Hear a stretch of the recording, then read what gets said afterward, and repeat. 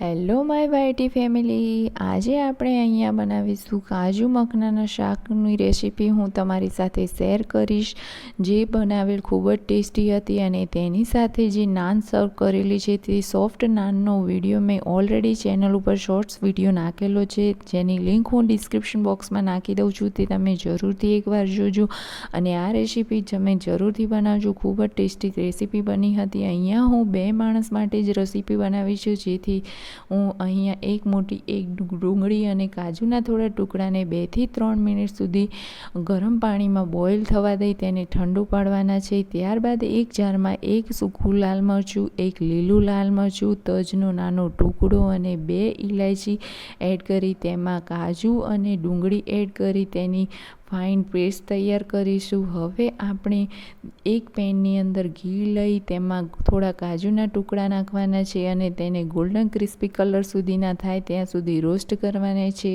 તેને એક પ્લેટમાં કાઢી લો. તે જ પેનમાં હવે આપણે ઘી એડ કરી અને મખાનાને રોસ્ટ કરવાના છે. કાજુ અને મખાનાની જે ક્વોન્ટિટી છે જે તમારા ટેસ્ટ અકોર્ડિંગ લઈ શકો છો અને મખાનાને રોસ્ટ થતાં અહીંયા 2 થી 3 મિનિટ જેટલો સમય લાગે છે અને તમે જોઈ શકો છો મખાના રોસ્ટ થાય ત્યારબાદ કુરકુરે થશે એટલે તમે એક મખાનાને તોડી અને જોઈ શકો છો મખાના આપણા કુરકુરે થઈ ગયા છે.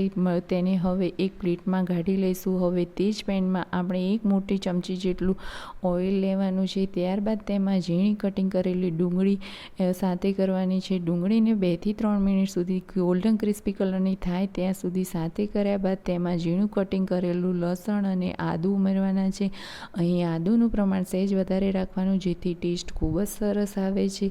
લાસ્ટમાં હવે તેમાં આપણે ટામેટાં એડ કરવાના છે. ઝીણા કટિંગ કરેલા ટામેટામાં હવે આપણે બેઝિક મસાલા એડ કરીશું, જેમ કે મીઠું, લાલ મરચું પાવડર, ધાણા જીરું પાવડર અને પિંચ જેટલી હળદર એડ કરવાના છે, જેથી સબ્જીનો ટેસ્ટ અને કલર ખૂબ જ સરસ એવો આવશે.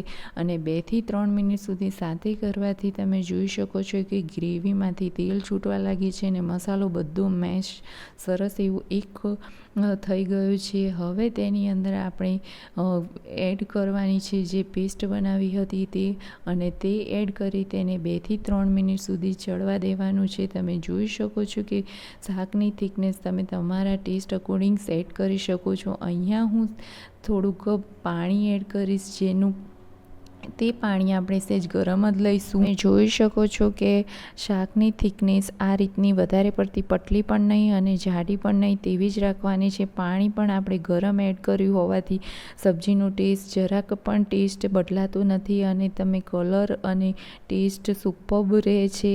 અને ત્યારબાદ હવે આપણે તેમાં કાજુ રોસ્ટ કરેલા એડ કરવાના છે. તેને 2 થી 3 મિનિટ સુધી ચડાવવા દેવાના છે. ત્યારબાદ તેમાં કસૂરી મેથી અને ખાંડ એડ કરવાના છે. ખાંડ એડ કરવાથી ખૂબ ટેસ્ટ વધી જાય છે અને સબ્જીનું ખૂબ એવું સરસ બેલેન્સ થાય છે, જેથી ટેસ્ટીફુલ સબ્જી તૈયાર થાય છે. અને લાસ્ટમાં આપણે અહીં મખાના એડ કરી અને 2 થી 3 મિનિટ સુધી સબ્જી ચડવા દઈશું, જેથી આપણું સબ્જી તૈયાર છે, કાજુ મખાનાનું સબ્જી. અને સર્વિંગ કર્યા પહેલાં આપણે લાસ્ટમાં તેમાં ફ્રેશ એવી મલાઈ એડ કરવાની છે. તમે અમૂલ મલાઈ પણ યુઝ કરી શકો છો. અહીંયા મેં ઘરની જ મલાઈ એડ કરેલી છે.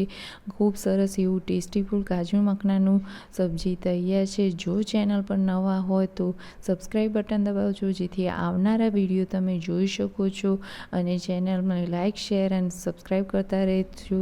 Thank you so much my YT family. આ જ રીતે તમારા માટે હું નવા વિડીયો લઈને આવતી રહીશ અને તમે મારી રેસીપી બનાવ્યા પછી કેવી લાગે છે જે તમે કોમેન્ટ કરજો. હર હર મહાદેવ. મિલતે હૈ નેક્સ્ટ વિડીયો.